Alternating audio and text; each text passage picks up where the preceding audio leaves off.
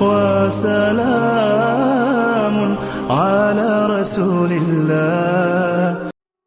اس پر پوری امت کا اجماع ہے کہ جو بھی غیر مسلموں کے مذہبی تہوار ہیں، مذہبی رسومات ہیں، ان میں کسی قسم کی شرکت جائز نہیں ہے. قرآن مجید نے غیر مسلموں کی دو اقسام بیان کی ہیں.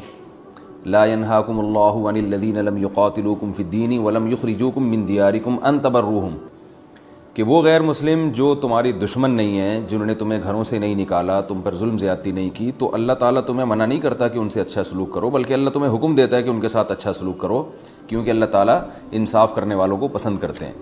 خود رسول اللہ صلی اللہ علیہ وسلم کی سیرت میں آپ صلی اللہ علیہ وسلم نے یہودیوں کی، جو آپ کے یہودی پڑوسی تھے، ان کی عیادت بھی کی ہے، اور آپ صلی اللہ علیہ وسلم کی جو زوجہ حضرت صفیہ، ان کے رشتہ دار یہودی تھے، وہ ان کو ہدایہ تحفے بھیجا کرتی تھیں.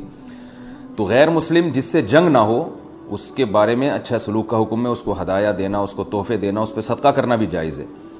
لیکن اس کی ایک باؤنڈری ہے، وہ یہ ہے کہ ایسا نہ ہو کہ آپ ان کے مذہبی معاملات میں، ان کی مذہبی رسومات میں شرکت کرنا شروع کر دیں، کیونکہ کسی بھی طرح سے ان کے مذہب کو اپریشیٹ کرنا، اس کی حوصلہ افزائی کرنا جائز نہیں ہے، کیونکہ یہ اس کی علامت ہے کہ آپ کو اپنے برحق ہونے پر اطمینان نہیں ہے.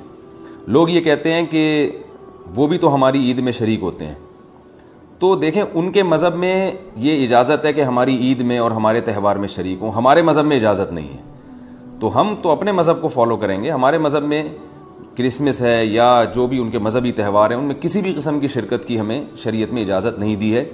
ہاں، قرآن میں اللہ نے دوسرے مقام پہ فرمایا کہ اس کی گنجائش دی ہے کہ الا ان تتقوا منہم تقاہ، کوئی خطرہ ہو، اندیشہ ہو، آپ ایسی جگہ پہ رہتے ہیں جہاں غیر مسلموں کا غلبہ ہے، اور اگر آپ نے بالکل ہی بائیکاٹ کر کے رکھا تو آپ کو خطرہ ہے کہ وہ یعنی آپ پہ ظلم زیادتی کریں گے. تو ظلم سے بچنے کے لیے یا زیادتی سے بچنے کے لیے جس حد تک یعنی آپ ان کے ساتھ رہ سکتے ہیں یا گنجائش ہے اس میں، جس حد تک آپ ان کے ساتھ جو ہے وہ جوڑ پیدا کر سکتے ہیں تو کریں، لیکن بلا وجہ بڑھ چڑھ کے ان رسومات میں حصہ لینے کی شریعت میں بالکل اجازت نہیں ہے. وجہ اس کی یہ کہ اگر آپ ان کے مذہبی تہواروں میں شرکت کریں گے اور تو یہ منافقت ہے، کیونکہ اسلام ایک طرف یہ دعویٰ کرتا ہے وَمَن يَبْتَغِي غَيْرَ الْإِسْلَامِ دِينًا فَلَن يُقْبَلَ مِنْهُ. اسلام کو اپنے برحق ہونے پر اتنا اطمینان ہے کہ وہ یہ کہتا ہے کہ دین برحق ان الدین عند اللہ الاسلام، دین برحق صرف اور صرف اسلام ہے.